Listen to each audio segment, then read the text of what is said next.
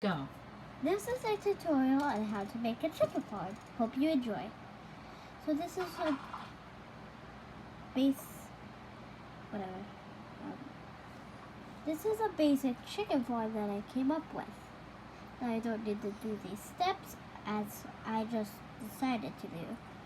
Now I'm going to go behind this wall and start building. So first thing you do is put a dispenser facing into your direction, put a lever in front of that.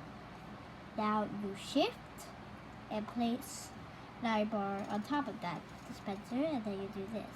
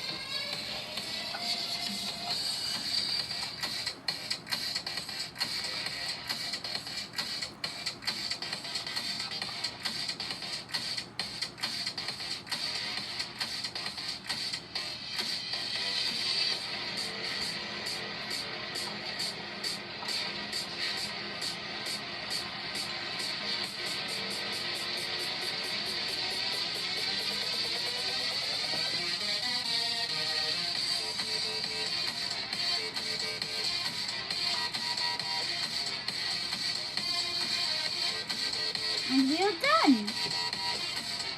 Thanks for watching.